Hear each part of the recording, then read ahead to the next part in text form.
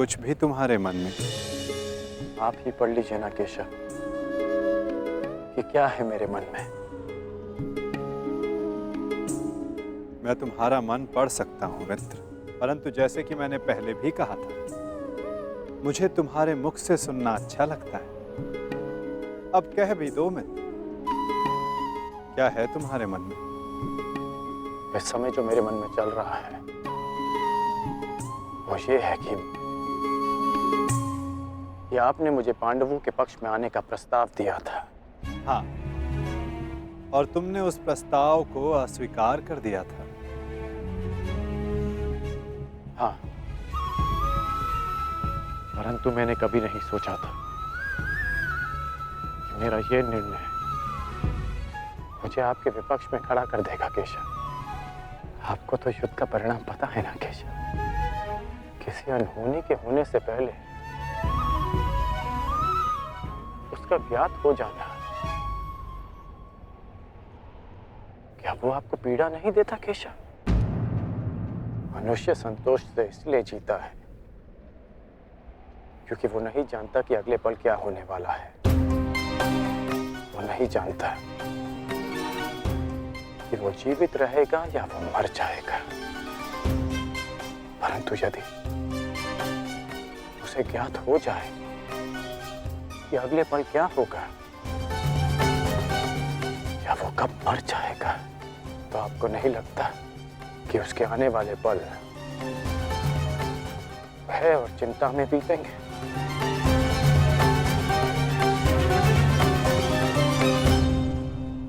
ये सोच पर निर्भर करता है अंगराज। यदि मनुष्य को अपना अंत ज्ञात हो तो हर वो क्षण जिसे हम व्यर्थ करते हैं, उन क्षणों को जिया भी जा सकता है। इस नदी को देख रहे हो? इस बहती नदी को पता है कि अंततः इसे सागर में जाकर मिल जाना। अधिक ज्ञान पीड़ादायी नहीं होता मित्र। अधिक ज्ञान उचित निर्णय लेने में सहायता करता है। यदि तुम्हें भी भूत और भविष्य का कुछ अधिक ज्ञान होता तो कदाचित तुम भी अधिक न्यायपूर्वक निर्णय कर पाते। आपका मंतव्य यही है ना कि पांडव उचित हैं और दुर्योधन अनुचित?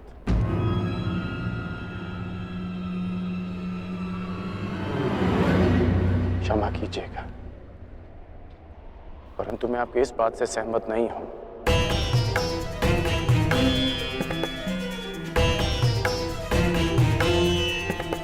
मुझे लगता है केशव कि दोनों अपने अपने स्थान पर दोषी हैं।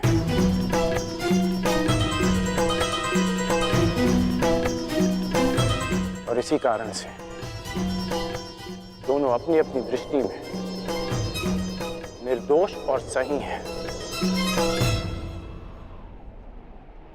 यदि दोनों ही दोषी तो तुम निष्पक्ष क्यों नहीं हो जाते मित्र? क्योंकि मुझे लगता है कि दुर्योधन युधिष्ठिर से कहीं अधिक सक्षम शासक सिद्ध होगा। इतने अधर्म करने के पश्चात भी? हाँ, क्योंकि वो युधिष्ठिर की भांति धर्मराज होने का ढोंग नहीं करता। आप ही बताइए केशव कि जिसने स्वयं की पत्नी को दांव पर लगा दिया हो, जिसने द्यूत के कुचक्र से निकलकर स्वयं को द्यूत में फिर से फंसा लिया हो, वो कैसा धर्मराज?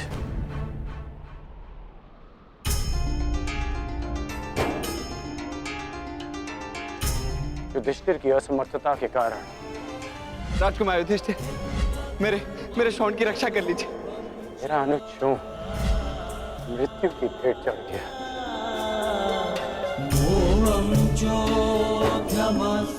जब मुझे सूतपुत्र कहकर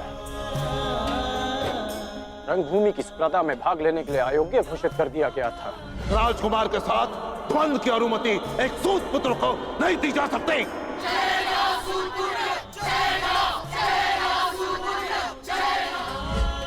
तब भी धर्मराज का धर्म मौन था। ऐसे में दुर्योधन ने मेरा हाथ थामा, जिसे आप अधर्मी कहते हैं। आज मैं अंगराज हूं, परिवर्तन के लिए खड़ा हूं, वो केवल दुर्योधन के कारण केशव। मैंने कहा था ना, यदि तुम्हें तनिक अधिक ज्ञान होता तो तुम उचित निर्णय ले पाते मित्र।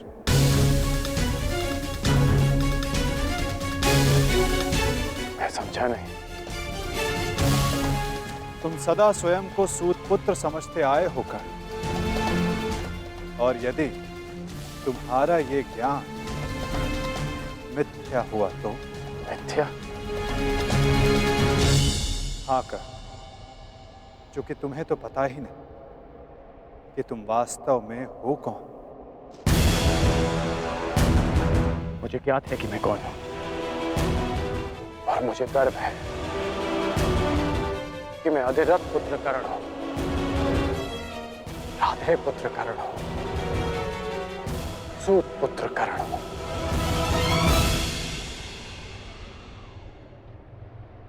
तुम राधे नहीं हो अंगराज, तुम अधिरथ पुत्र नहीं, तुम सूत पुत्र नहीं।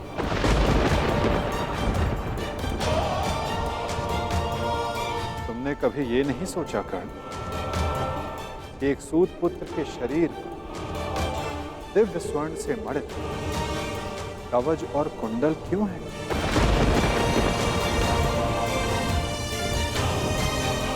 तुम्हारे मन में यह प्रश्न कभी नहीं उठा कि एक साधारण से सारथी के पुत्र के पास ये कवच और कुंडल क्यों?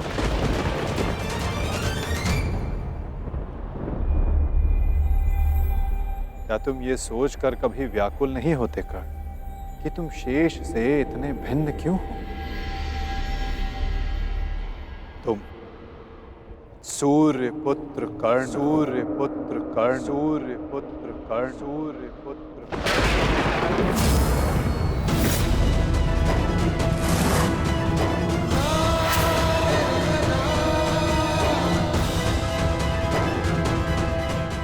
स्वयं सूर्य नारायण के अंश हो तुम कर्ण।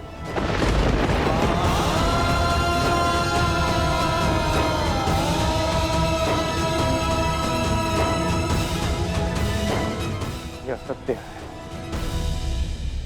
मेरे पिता अधिरथ हैं, और मेरी माता राधा।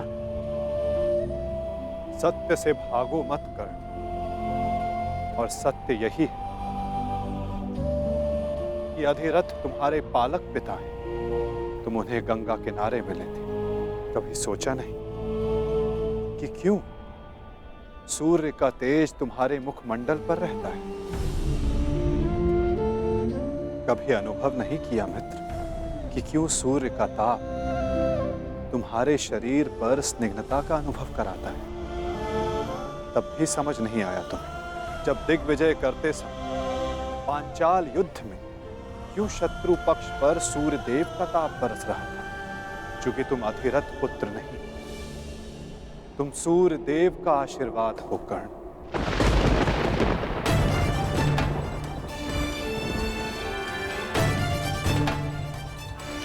यदि मैं पिताश्री को गंगा किनारे मिला था तो मेरी माता कौन है? कर्ण, अपनी माता से बहुत पहले से भेंट करते आ रहे हो तुम कर्ण, क्योंकि रक्त सदा रक्त का सम्मान करता है। कभी सोचा है कि वो कौन है जिनके समक्ष आते ही तुम्हारी दृष्टि उनके पांव की ओर चली जाती है? वो कौन है जिनसे हर युद्ध से पूर्व उनका आशीष लेने का तुम्हारा मन करता है? कौन है कर्ण जो सदा तुम्हें अपने पुत्रों के समान प्रेम करती है? वो कौन है जिनकी आंखें तुम्हें देखते ही भर आती हैं? अर्जुन से द्वंद्व होने के पश्चात भी तुमने कभी पांडवों का अहित नहीं चाहा, कभी उनकी रक्षा की, कभी उन्हें चेतावनी दी। क्यों कर्ण? इसलिए नहीं कि तुम न्याय चाहते थे, अपितु इसलिए कि कि तुम्हारी धमनियों में बहता हुआ रक्त तुम्हें पुकार रहा था। हाँ कर्ण, तुम राधे नहीं कुंती पुत्र हो, पांडवों के ज्येष्ठ हो। हाँ कर्ण, बुआ कुंती ही तुम्हारी माता है और तुम उनके ज्येष्ठ पुत्र।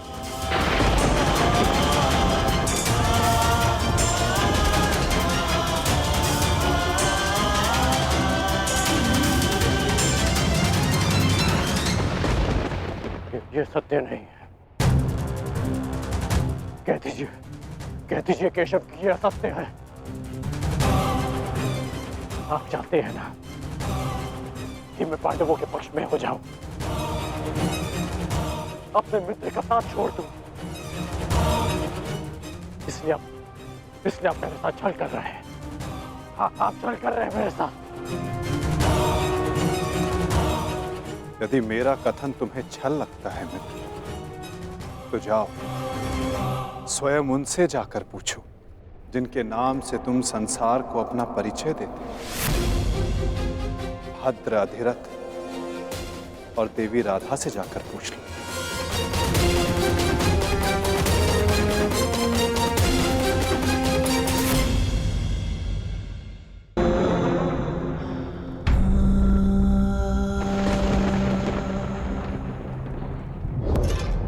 आ गए? उचित समय पर पहुंच गए। आओ भीतर आओ।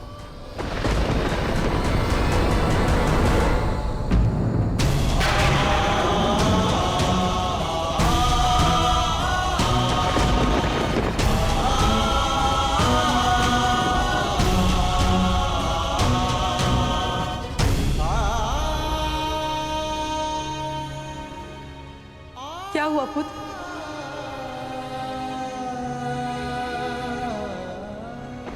तुम राधे नहीं हो अंगराज, तुम सूर्य पुत्र कर्ण हो।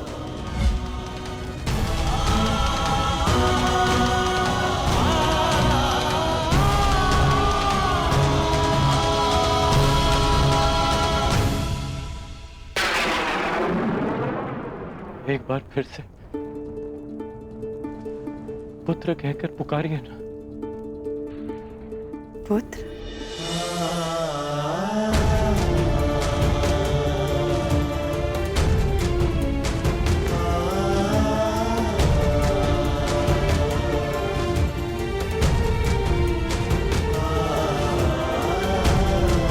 क्या हुआ पुत्र? तुम इतने व्यथित क्यों हो? क्या हुआ? मैं व्यथित था अपने ही माता। मैं समझ गया कि ये वासुदेव का खेल है। वो मेरे साथ खेल खेल रहे हैं माता। खेल? कैसा खेल? क्या विनोद किया केशव ने? बहुत भारी विरोध किया उन्होंने। उनका कहना है कि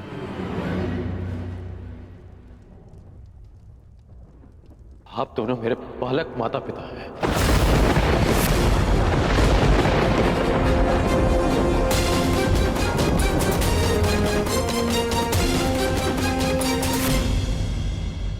मैं पिताश्री को गंगा तट पर मिला था कि सूर्यदेव मेरे पिता है और माता कुंती मेरी माता।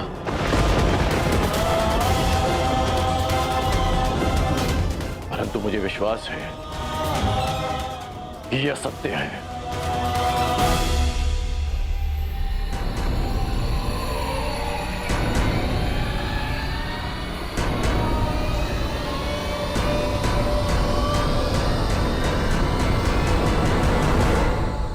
ये असत्य है ना? मैं आप ही का पुत्र हूं।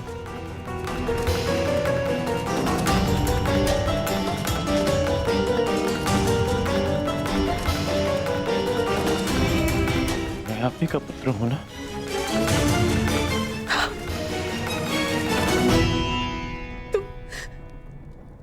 तुम मेरे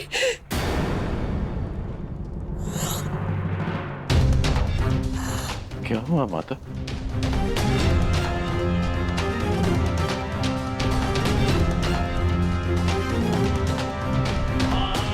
क्या हुआ पिताश्री? आप दोनों मौन क्यों हैं? कहिए ना कि आप ही मेरी माता है। कहिए ना कि मैं आपका पुत्र हूँ। कहिए ना कि आप मेरी माता है। कहिए ना कि आप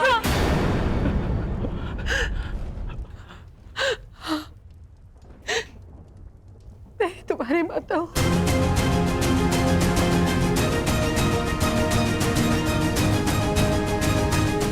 परंतु दात्री नहीं।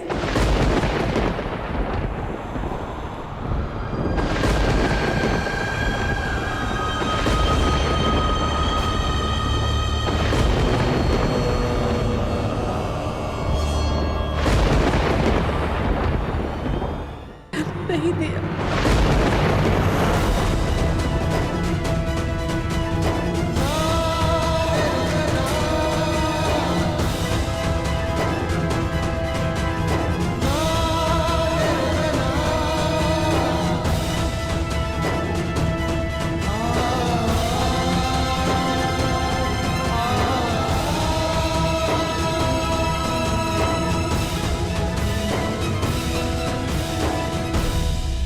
इतने वर्षों से हमने तुमसे ये सत्य छुपा कर रखा कि देवी कुंती तुम्हारी माता है। इसी कारण हम न तुम्हें धनुर्विद्या सीखने देना चाहते थे और न रणभूमि में जाने देना चाहते थे, क्योंकि देवी कुंती तुम्हारी जन्मदात्री है। केशव ने तुमसे कदाचित असत्य नहीं कहा। तुम मेरे पुत्र नहीं।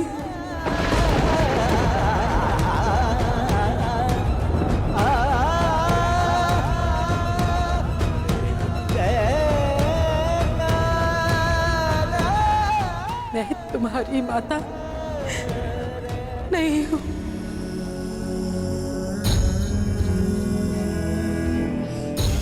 आप असत्य कह रही हैं कि आप मेरी माता नहीं हैं। यदि ऐसा होता तो क्यों बचपन में जब मुझे भूख लगती थी तब आपको स्वयं ज्ञात हो जाता था? जब मुझे निद्रा आती थी तो कौन मुझे अपनी गोद में सुलाता था?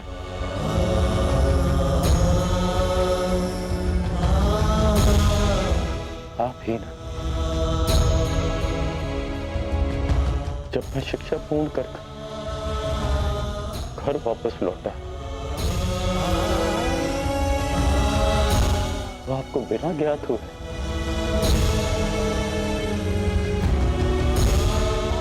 कैसे पता चल गया कि मैं आ गया? और आपने अधिक भोजन बनाया।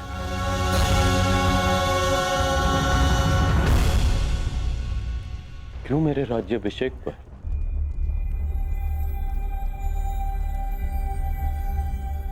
पिताश्री के शपथ देने के पश्चात भी अब मुझे छुप कर देखने आई थी? जब मैं अंग जा रहा था तब क्यों मुझे परिवर्तन का आशीष दिया?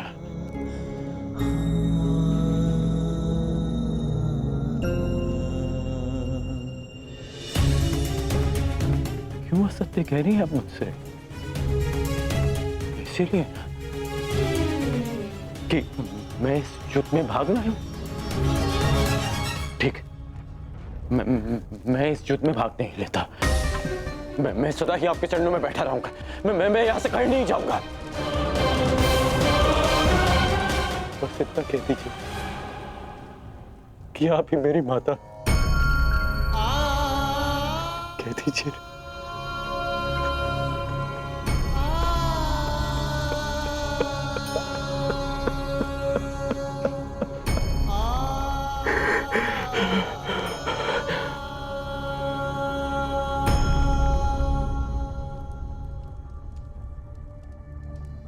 आपके अश्रुओं ने और आपकी चुप्पी ने सत्य सामने ला दिया।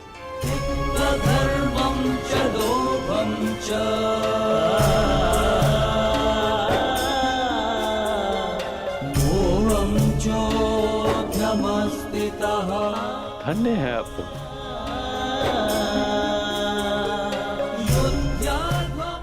किसी और की संतान इतना प्रेम दे।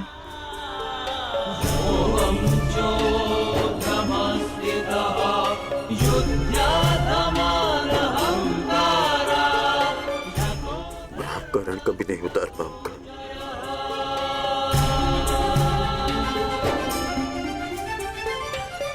अब मेरा सत्य भी सुन लीजिए। मैं सदा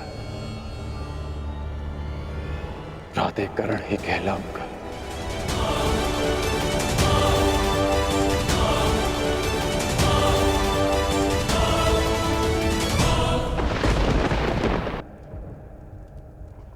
राधेकरण ही कहलाऊंगा।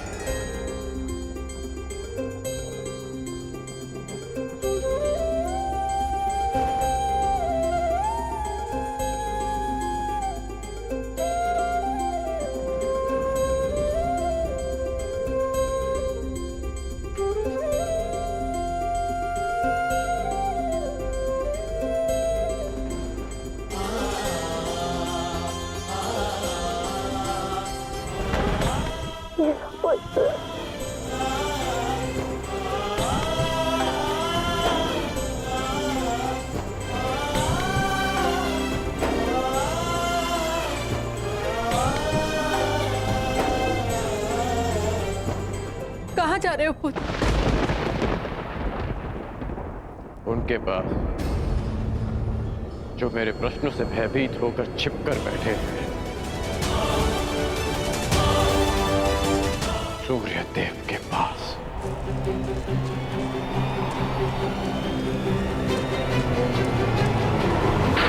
मेघों के आवरण से बाहर निकलिए सूर्यदेव। अब आप मुझसे और नहीं छिप सकते। मेरे समक्ष आइए सूर्यदेव।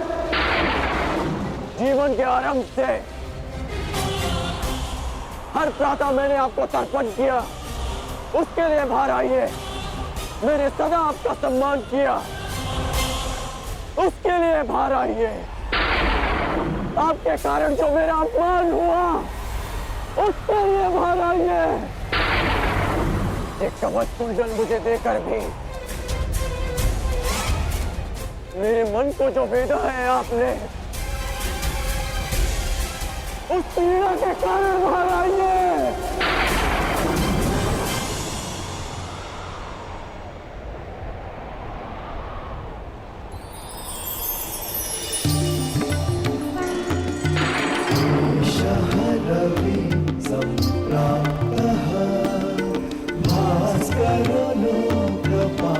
उत्कर्ण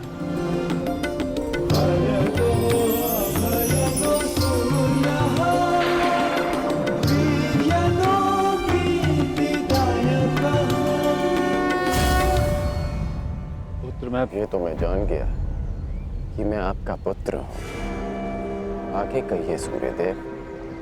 पुत्र मैं विवश था, तुम्हारे जन्म के लिए भी और तुम्हारी पहचान छिपाने के लिए भी। महर्षि दुर्वासा ने देवी कुंती की सेवा से प्रसन्न होकर उन्हें यह आशीर्वाद दिया कि वो जिस भी देवता का आवाहन करेंगी वो उन्हें पुत्र देंगे।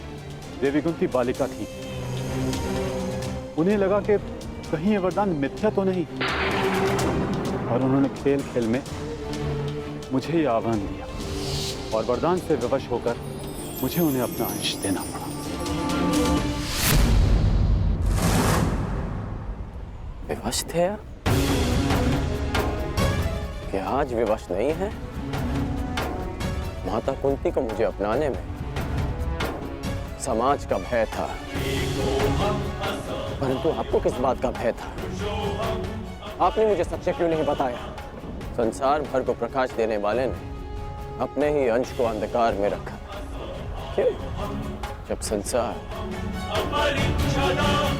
मुझे सूत पुत्र कहकर नीचा दिखाता रहा, तब आपकी दृष्टि क्यों नहीं झुकी? जब सब मुझसे मेरा अधिकार छीनते रहे, तब आपके अहंकार को ठेस क्यों नहीं पहुंची? क्यों तब तक आप मेरी प्रतीक्षा करते रहे, जब तक मुझे स्वयं ज्ञात नहीं हो गया कि मैं आपका पुत्र हूं? क्यों मुझसे सत्य को दूर रखा आपने? क्यों? मैं मानता हूं कि मैंने तुम्हें सत्य से दूर रखा, परंतु मैं सदैव तुम्हारे साथ था। मैं नहीं चाहता था कि समाज को इस बात का ज्ञान हो। मैंने तुम्हें ये कवच और कुंडल इसलिए दिए ताकि तुम अपने हृदय को और भी अधिक बलशाली बना सको। तुम्हें समाज की कठोरता को सहने की शक्ति मिले। मुझे क्षमा कर दो। आपके अश्रु मुझे सांत्वना नहीं दे रहे, अपितु भान करा रहे हैं कि मैं आपके लिए केवल एक फूल के अतिरिक्त और कुछ नहीं था।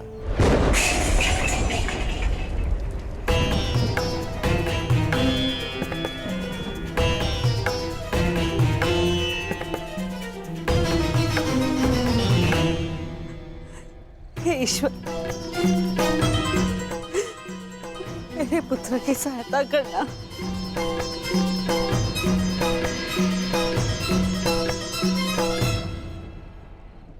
जो स्वयं की सहायता करना जानते हैं, ईश्वर भी उन्हीं की सहायता करते हैं बुआ।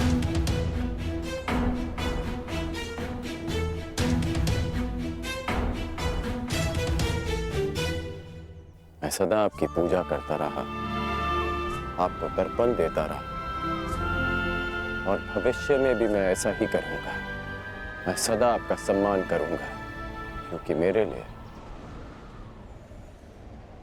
आप सदैव सबसे शक्तिशाली रहे। मेरा मन मलिन है आज, परंतु मेरे मन में आपके प्रति कोई मैल नहीं।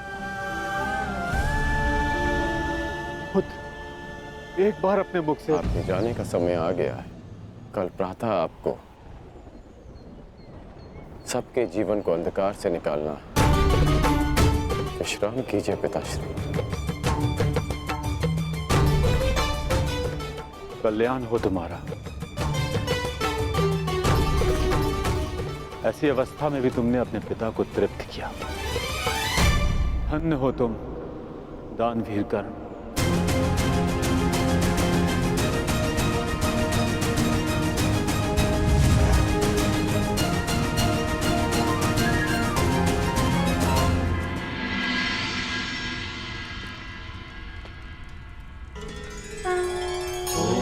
अब आप और कितना व्यथित रहेंगी बुआ?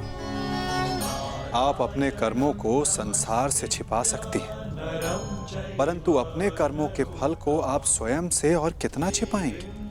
अपने कर्मों का सामना प्रत्येक को एक ना एक दिन करना ही पड़ता है बुआ। परंतु उसका सामना कैसे करूंगी? क्या कहूंगी उसे इसके समक्ष आकर?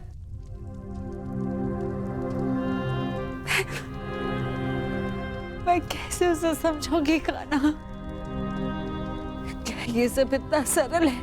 यदि सब कुछ इतना सरल होता तो जीवन जीवन नहीं होता बुआ। मनुष्य को अपने भय का, अपने अतीत का सामना करना ही पड़ता है, और ये भेंट जितनी शीघ्र हो, मन से बोझ उतनी ही शीघ्र उतर जाएगा बुआ। जाइए बुआ, समय आ गया है सत्य का सामना करने का। समय आ गया है आपको आपके ज्येष्ठ पुत्र से मिलने का।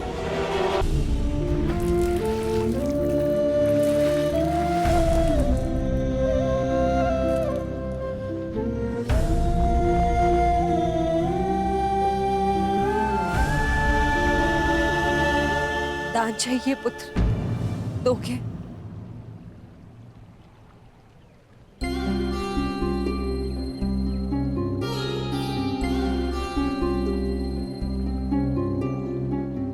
सुना है।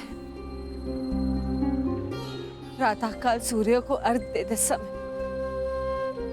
यदि तुमसे कोई कुछ भी मांगे तो तुम कभी मना नहीं करते, उसकी इच्छा पूरी करते हो।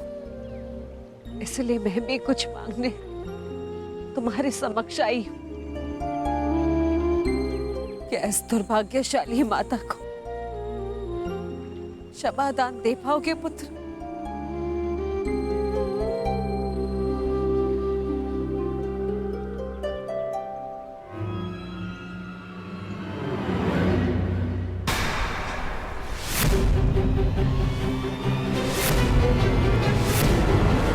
क्षमा प्रार्थी तो मैं हूँ राजमाता। राजमाता,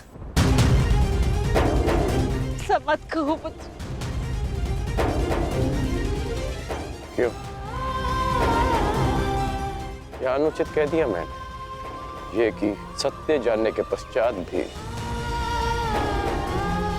मैं आपको राजमाता क्यों कह रहा हूं?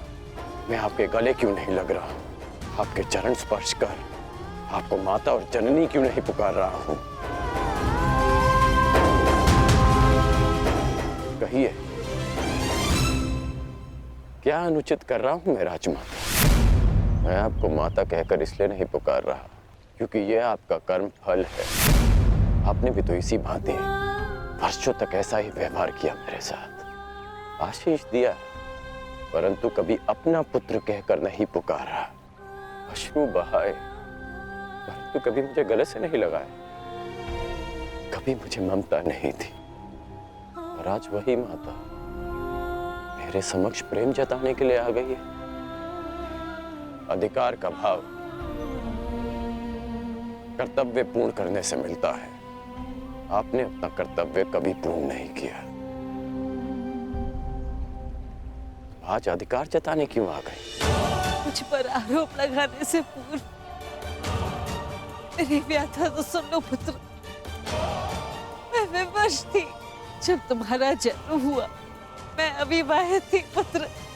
क्या करती मैं? मुझे तुम्हें त्यागना पड़ा। विश्वास मानो पुत्र,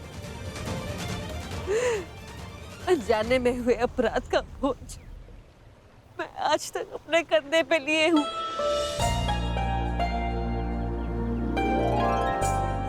आपने अपनी व्यथा तो कह दी, परंतु मेरा क्या दोष था? एक बालक जिसने अपनी आंखें भी पूरी तरह नहीं खोली थी, उसके जीवन में आपने सदा के लिए अंधकार कर दिया। एक नवजात को गंगा माँ की भेंट चढ़ा दिया आपने। क्या आपने ये भी नहीं सोचा कि वो जीवित रहेगा या वो मर? कि यदि वो बच गया तो संसार उसे किस नाम से पुकारेगा? समाज उसे कितने ताने देगा कि उसका जीवन जीते जी नरक बन जाए। ये भी नहीं सोचा हमने। गंगा में इसीलिए बहाया ना क्योंकि गंगा मां पाप धोती है। मैं आपके लिए पापी था ना, केवल एक पाप, एक अभिशाप जिसे आप गंगा में बहाकर भूल गई। आश्चर्य की बात यह है कि कभी आपने मुझे खोजने का प्रयास नहीं किया, कभी ये जानने का प्रयास नहीं किया कि मैं जीवित हूं या मर गया। आपको पता है कि जब भी मैं आपके समक्ष आता था, आपको प्रणाम करता था, तो एक विचित्र स्नेह, एक अनोखा बंधन अनुभव करता था मैं। क्या आप कभी ऐसा अनुभव नहीं करती थी? तुम मेरे ही पुत्र हो। इसका ज्ञान मुझे रंगभूमि में हुआ, परंतु फिर भी आप मौन थी। ये जानने के पश्चात में आप समझा कि तब आपके समक्ष एक और प्रश्न आकर खड़ा हो गया कि युवराज पद की होड़ में प्रदा कर रहे अपने सारे पुत्रों को कैसे बताएं कि जिसके कुल का वो अपमान कर रहे हैं वो उनका ज्येष्ठ भ्राता है। हस्तिनापुर के समक्ष यह सत्य कैसे बताएं कि मैं आपकी प्रथम संतान हूं। बोलिए राजमाता, ये आज अचानक क्या हो गया? ऐसा मत कहो पुत्र। मैं नहीं चाहती कि मेरे पुत्र एक दूसरे का रक्त बहे। मुझसे सहन नहीं होता पुत्र, मुझसे सहन नहीं होता। समझ गया कि आप यहाँ मेरे लिए नहीं, अर्जुन के लिए आई। कि आप मुझसे क्षमादान मांगने नहीं, अर्जुन का जीवन दान मांगने आई। अर्जुन का जीवन दान मांगने आई। आप यहाँ इसलिए आई कि मैं अर्जुन का वध ना करूं। ऐसा मत कहो पुत्र। मैं नहीं चाहती कि मेरा कोई भी पुत्र एक दूसरे का वध करे। ठीक है, समस्त हस्तिनापुर के समक्ष ये स्वीकार कर सकती हैं कि मैं आपका ज्येष्ठ पुत्र हूं।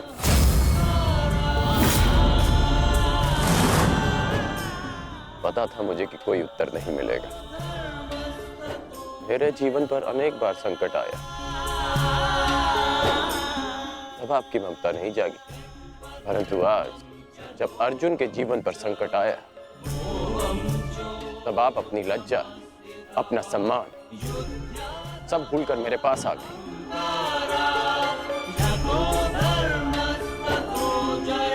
सत्य में अर्जुन बहुत भाग्यशाली है कि उसे आपकी ममता मिली। मैं भले ही अर्जुन को युद्ध के द्वंद्व में हरा दूं,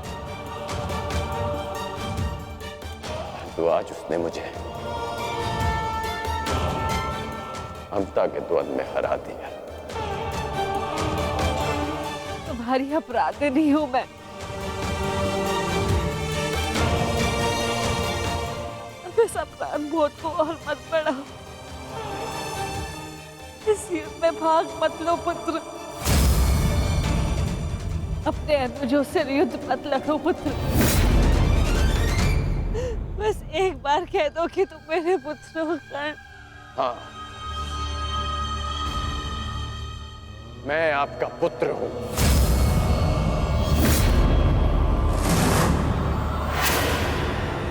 किंतु आप मेरी माता नहीं।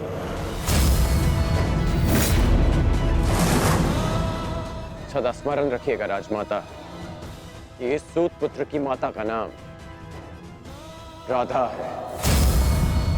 मैंने अवश्य कौंतेय बनकर जन्म लिया, परंतु संसार मुझे सदा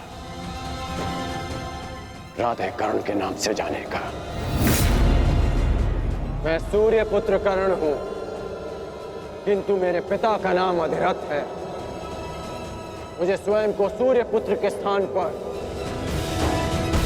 सूत पुत्र कहने में अधिक गर्व अनुभव होगा। आप माता हैं अर्जुन की, सभी पांडवों की, क्योंकि आपने उन्हें पाला पोसा, बड़ा किया, प्रेम दिया। और आश्चर्य की बात तो यह है कि आप आज भी उन्हीं की माता बनकर इस सूत पुत्र राधे कर्ण के पास आई हैं, ये आश्वासन पाने कि आपके पुत्र सुरक्षित रहें। मेरे द्वार पर आए किसी भी याचक को रिक्त हाथ लौटने नहीं दे सकता मैं। राजमाता, मैं आपको रिक्त हाथ लौटने नहीं दूंगा। मैं वचन देता हूं कि इस महाभारत के पश्चात आपके 5 पुत्र जीवित रहेंगे, केवल 5।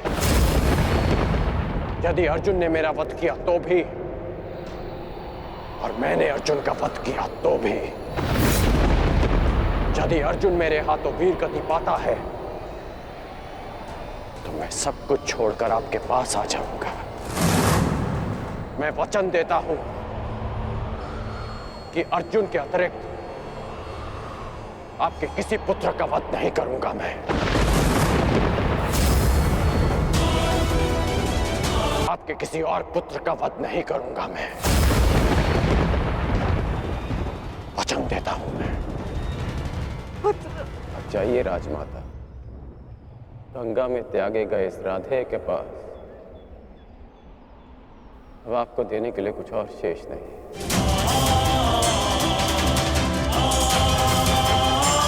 बड़ी बात।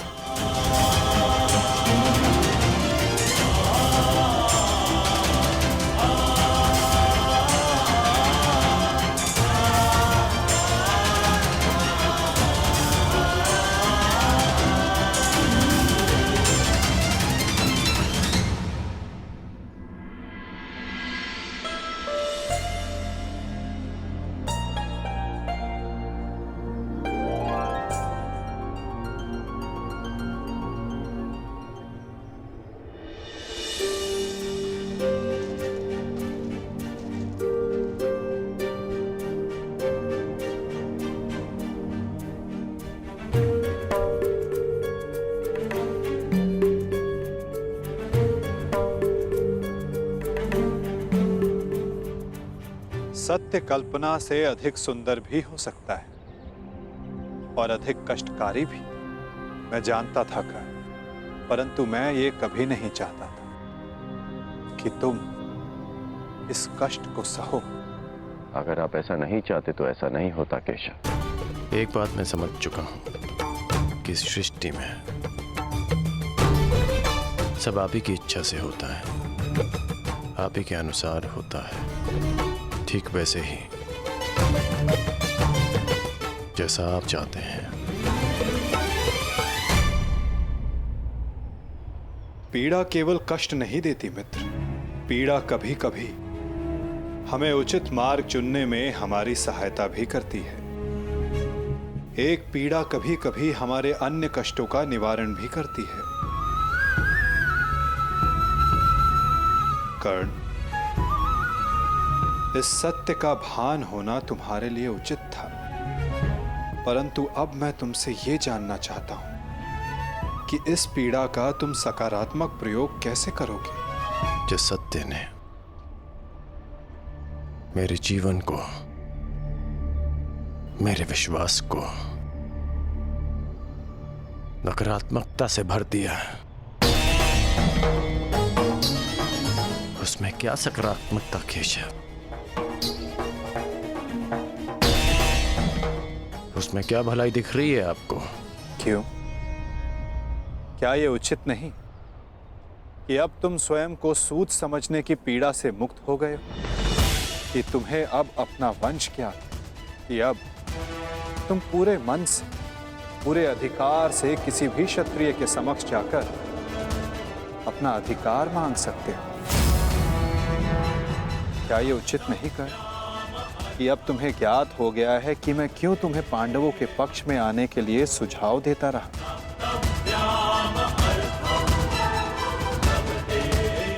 एक सत्य संसार बदल सकता है और अब तुम्हारा संसार बदल चुका है मित्र। तो क्या ये श्रेष्ठ नहीं कि तुम अपना पक्ष और निर्णय दोनों बदल दो? तुम सबसे ज्येष्ठ कौन्तेय होकर अर्जुन, भीम, युधिष्ठिर, इन सबसे ज्येष्ठ,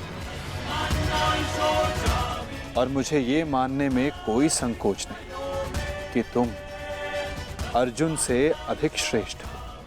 परंतु ये दो शक्तियां, ये दो भाई विपक्ष में क्यों मित्र? यदि तुम और अर्जुन एक पक्ष में हो गए तो सृष्टि की कोई भी शक्ति तुम दोनों के समक्ष छोटी पड़ जाएगी।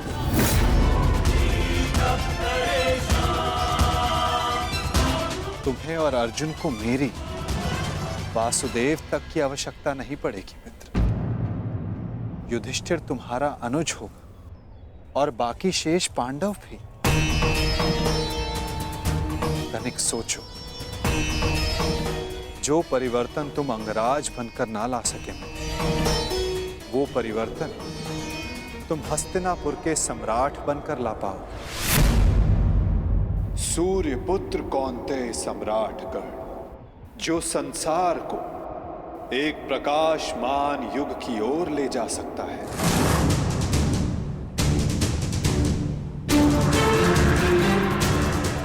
मैं केवल तुम्हारे भविष्य की बात नहीं कर रहा हूं कर्ण। मैं उस भविष्य की बात कर रहा हूं जिसकी हस्तिनापुर को आवश्यकता है, इस संसार को, इस मानवता को आवश्यकता है। और यही सबके हित में है मित्र।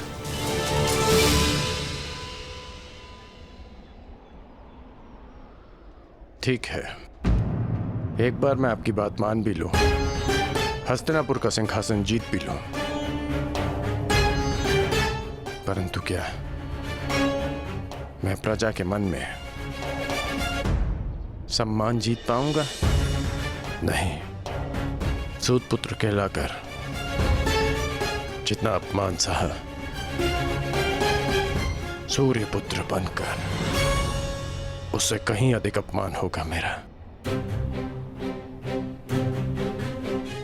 जिस हस्तिनापुर,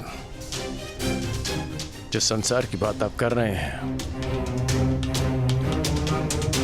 वो मेरे विषय में सोचेंगे कि कितना अवसरवादी निकला मैं, कि राज्य का लालच पाते ही मैंने अपना पक्ष बदल डाला। मनुष्य का पक्ष, उसका विश्वास, उसका ईश्वर होता है। मेरे जन्म का सत्य बदल जाने से क्या मैं अपने ईश्वर को बदल डालूं?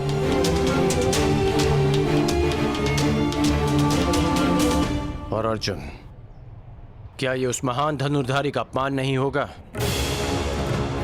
और युधिष्ठिर, जिसने 13 वर्ष वन में काटे, क्या ये उसके अधिकार का हनन नहीं होगा? और दुर्योधन का क्या? दुर्योधन की मित्रता ने वट वृक्ष बनकर मुझे संसार के ताप से बचाया, मुझे छाया दी। और जो वृक्ष छाया देता है उसे काटा नहीं जाता, उसकी रक्षा की जाती है। धिक्कार होगी मुझ पर यदि ऐसा विचार मेरे मन में भी आया।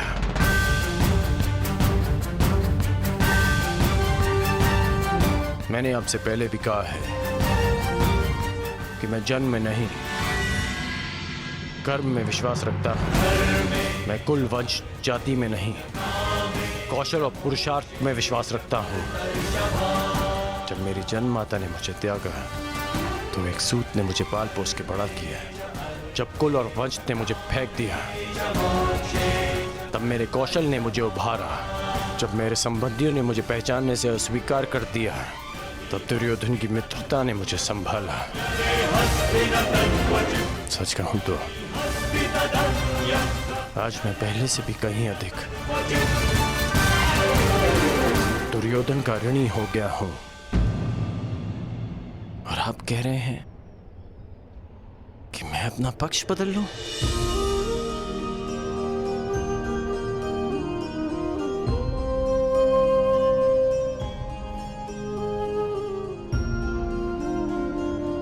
मैं अभिभूत हुआ तुम्हारे इन वचनों से कर्ण, परंतु मेरी इच्छा सदा यही है कि तुम मेरे साथ रहो और मैं तुम्हारे। परंतु निर्णय लेना तुम पर निर्भर करता है मित्र। तो बताओ कर्ण, तुम्हारा अंतिम निर्णय क्या है? तुम्हारे नए परिचय का, इस सत्य के भान का क्या निष्कर्ष है? एक ही निष्कर्ष है और एक ही निर्णय। या तो मेरे मित्र दुर्योधन के शीश पर राज मुकुट होगा या इस कर्ण के धड़ पर शीश ही नहीं होगा।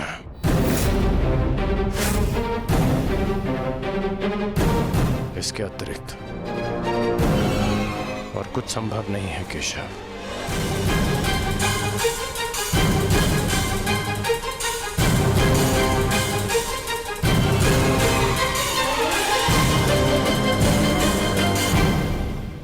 आपसे एक विनती है केशव कि मेरी जन्म कथा गुप्त रखिएगा। यदि युधिष्ठिर को इसका ज्ञान हुआ तो वो सिंहासन को ठुकरा देगा, और यदि उसने साम्राज्य मुझे सौंप दिया तो मैं उसे दुर्योधन को सौंप दूंगा, और यदि समाज को इसका भान हो गया तो वो माता कुंती को ठुकरा देंगे। इसलिए यह सत्य है हमारे मध्य ही रहे, यही श्रेष्ठकर है। मैं चाहता हूं कि आप मेरी मृत्यु तक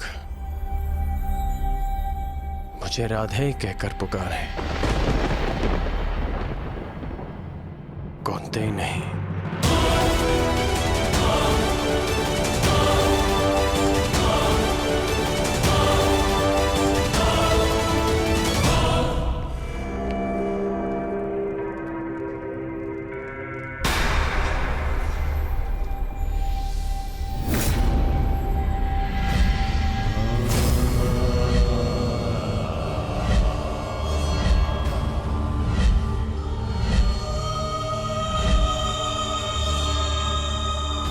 यही तुम्हारा भविष्य है, यही तुम्हारा प्रारब्ध, यही अंत है कुरुवंश का।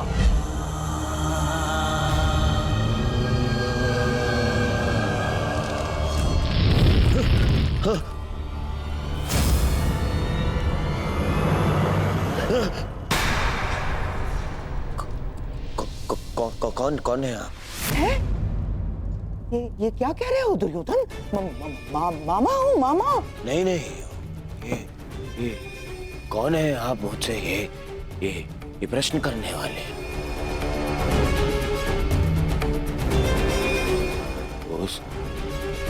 उस छली ने, उस मायावी ने, ये देखिए, ये माया आकर गया है मुझ पे। एक भ्रम जाल में फंसा गया है मुझे। दुर्योधन को भयभीत कर गया है वो। और आप भी वहीं थे, हाँ? आपने क्या किया? आप खड़े खड़े मेरा अपमान देखते रहे। देखो दुर्योधन, तुम भूल रहे हो, वो मैं ही था जिसने उस वासुदेव को बंदी बनाने की योजना बनाई थी। मैं ही था वो। तो देखो, क्रोध करने का समय नहीं है ये, और तुम्हारा ये क्रोध मुझ पर बाद में करना, समझ गए? पहले इस बात से अवगत हो जाओ कि हस्तिनापुर में क्या घटित हो रहा है।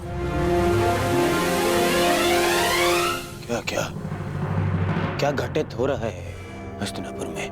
वही तो मैं तुम्हें कब से बताने का प्रयास कर रहा हूं, परंतु तुम हो कि सुन ही नहीं रहे हो। तुम्हें कदाचित अनुमान नहीं है कि तुम्हारा परम मित्र कर्ण तुम्हारे नाक के नीचे क्या कर रहा है। क्या कर रहा है मेरा मित्र? जब तुम उस वासुदेव के माया के भ्रम के पश्चात स्वयं को संभालने का प्रयास कर रहे थे, तब सभा से वासुदेव के साथ कर्ण ने भी प्रस्थान किया था। दुर्योधन, दोनों साथ थे। दोनों साथ थे। हाँ, और केवल इतना ही नहीं दुर्योधन, तुम्हारे शत्रुओं की माता कुंती के साथ तुम्हारे परम मित्र कर्ण ने बहुत समय व्यतीत किया। बहुत। कहीं ऐसा तो नहीं दुर्योधन कि उस छलिए वासुदेव की माया में फंसकर कर्ण पांडवों के पक्ष में? ऐसा हो सकता है ना दुर्योधन? नहीं, ऐसा नहीं हो सकता। ना, हो सकता है। नहीं, मुझे कर्ण से मिलना है। इसी शाल मिलना है कर्ण से।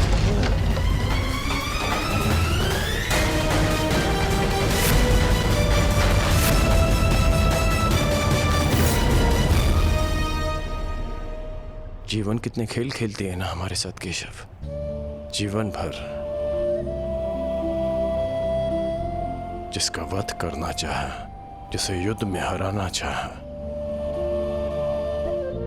जिसका मान मर्दन करना चाहा, आज ज्ञात हुआ कि वो मेरा ही अनुज है। मैं अपने ही अनुज पर आक्रमण कैसे कर पाऊंगा? उस पर बाण संधान कैसे करूंगा मैं? और यदि ऐसा नहीं करता तो वो उस मित्र के साथ विश्वासघात होगा जो मेरे विश्वास पर ये युद्ध लड़ रहा है।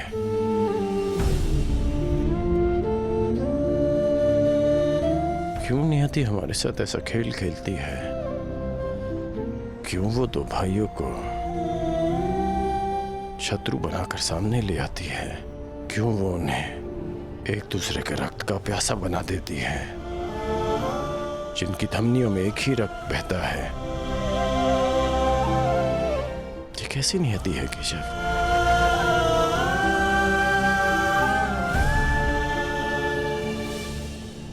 ये नियति नहीं मित्र, ये चुनौती है, ये एक परीक्षा है, या ये कहो स्वयं को सिद्ध करने का अवसर है। इतनी कठिन परीक्षा, इतनी कठोर चुनौती, इतना पीड़ादायक अवसर। मनुष्य अपनी परीक्षा नहीं चुनता कर्ण, ये परीक्षा है जो स्वयं अपना पात्र चुनती है। ये चुनौती है जो परखने के लिए स्वयं अपना पात्र चुनती है कवचधारी वीर।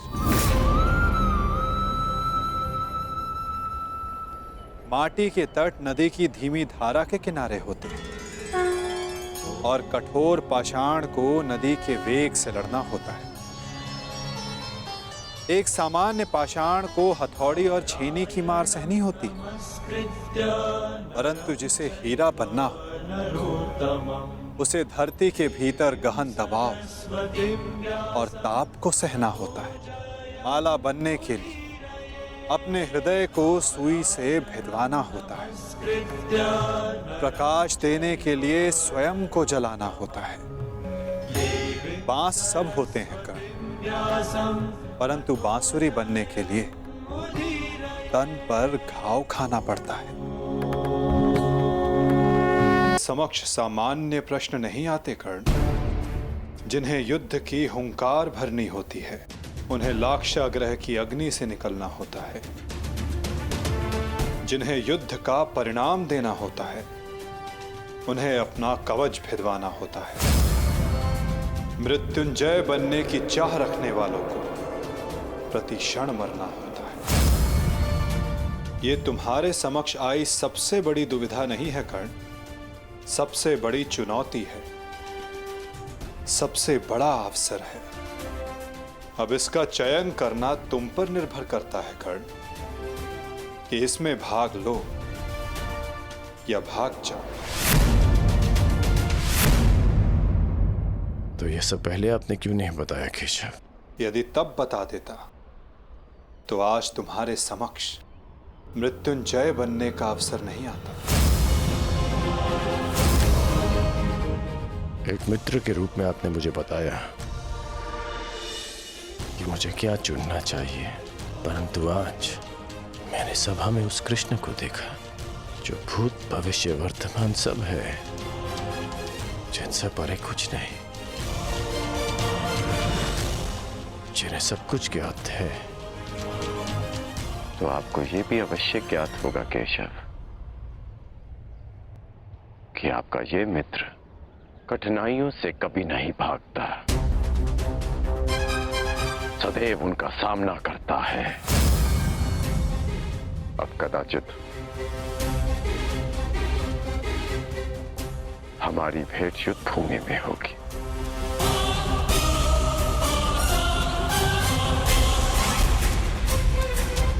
बड़ी बात केशव।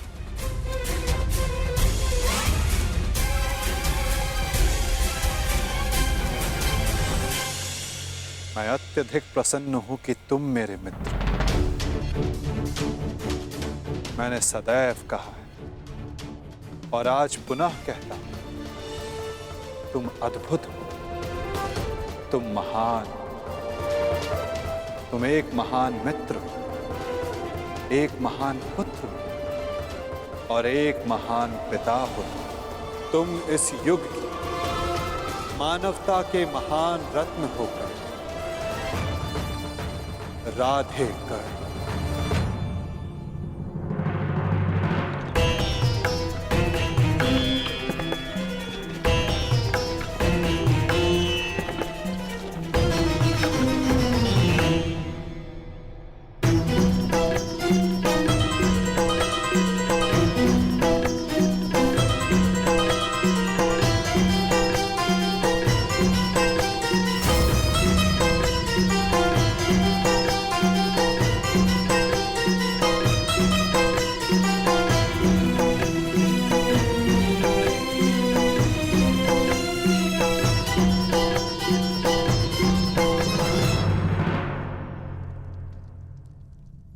तो ठीक है, युद्ध को चुना है कौरवों ने और आज पहली बार मैं उस दुर्योधन के प्रति कृतज्ञ हूं,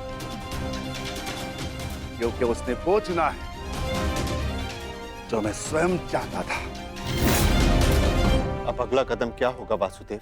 निर्देश करें, क्या करना है हमें? कुरुक्षेत्र।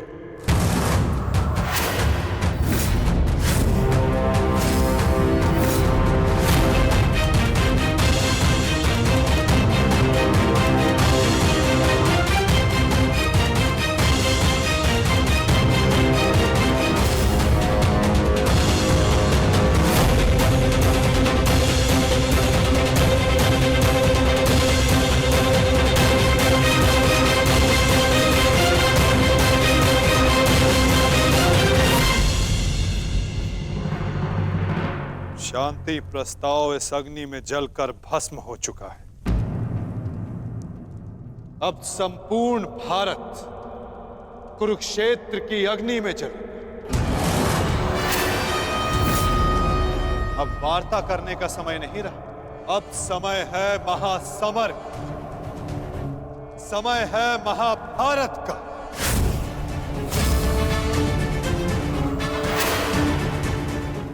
अब जीवित रहना है तो विजयी होकर या फिर मृत्यु का आलिंगन करना।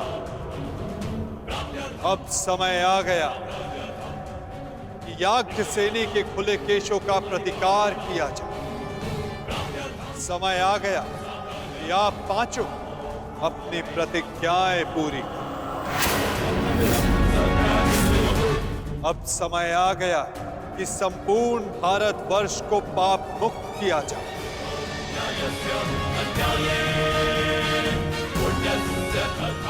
और युधिष्ठिर के नेतृत्व में धर्म की स्थापना।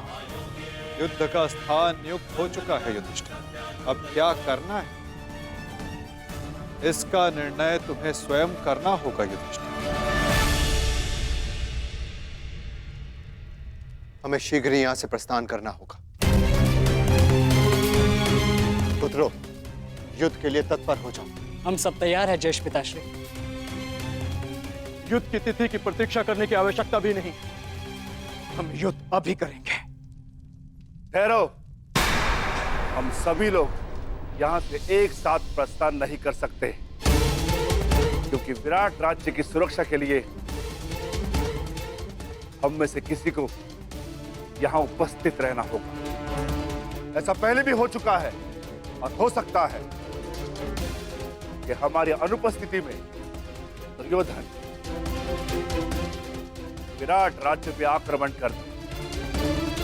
इसीलिए हम में से किसी को भी यहां उपस्थित रहना होगा। उसकी आवश्यकता नहीं।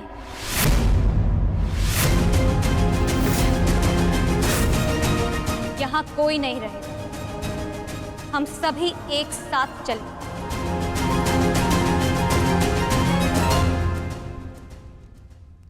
नहीं पांचाली, कुरुक्षेत्र में स्त्रियों का कोई स्थान नहीं। यदि तुम वहां रहोगी संबंध युद्ध में नहीं, हमारी रक्षा करने में लगा रहे। तुम्हारा कुरुक्षेत्र में जाना उचित नहीं। उचित तो मेरा द्यूत क्रीड़ा भवन में जाना भी नहीं था आर्य, परंतु यदि मुझे वहां ले जाया गया तो अपना प्रतिकार लेने में कुरुक्षेत्र भी जाऊंगी।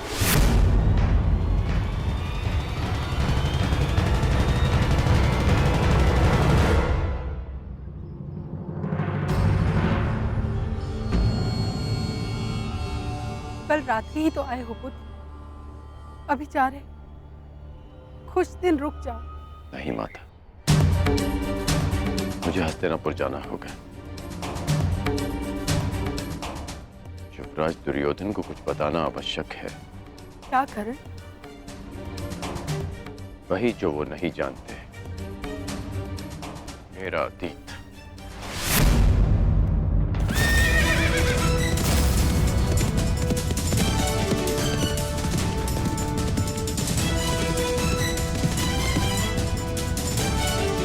ऐसा मत करो पुत्र, इसकी क्या आवश्यकता है?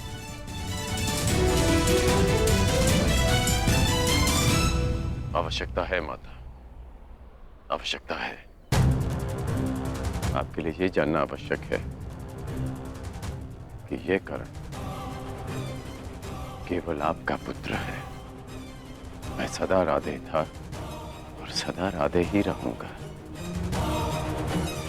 और युवराज दुर्योधन के लिए ये जानना आवश्यक है कि जिस कर्ण को उन्होंने पांडवों के विरुद्ध सबसे घातक अस्त्र समझा था, वो कर्ण पांडवों का ही ज्येष्ठ है।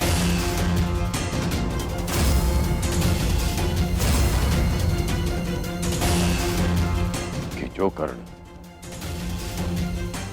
रणभूमि में उनके शत्रुओं का शत्रु बनकर आया था, वो उनके शत्रुओं का बड़ा भाई है। माता, दुर्योधन ने कभी मुझसे कुछ नहीं छिपाया, इसलिए ये मेरा कर्तव्य है कि मैं अपने मित्र को सब सच बताऊं। दुर्योधन को सत्य बताना आवश्यक है माता। ऐसा क्या है जो युवराज के लिए जान लेना आवश्यक है माता?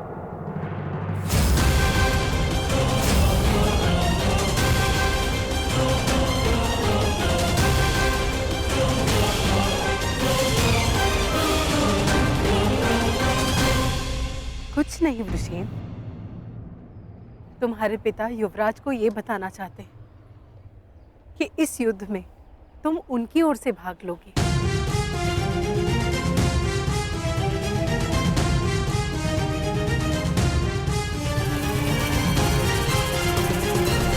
शीघ्र मिलते हैं पृष्ठदेव।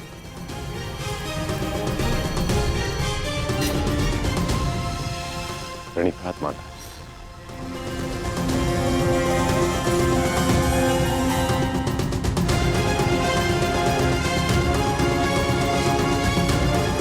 चलो सारथी।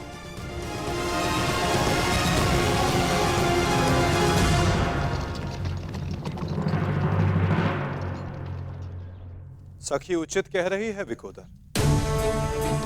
यदि हम सबको विजय पानी है तो हम सबका वहां रहना अनिवार्य है। परंतु वासुदेव, पांचाली के सारे विचारों को सुनने के पश्चात ही निर्णय लेना विकोदर।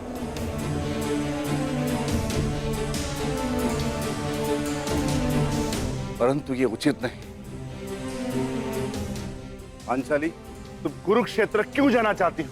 क्योंकि आर्य, यदि हम सभी वहां उपस्थित होंगे तो एक दूसरे की सहायता कर सकते हैं। मैं मानती हूं कि मैं युद्ध कला में सक्षम हूं, परंतु मैं ये नहीं कह रही हूं कि मैं युद्ध में भाग लूं, परंतु वहां उपस्थित रहकर आप सभी के दिए गए वचनों को पूर्ण होता हुआ देखना चाहती हूं।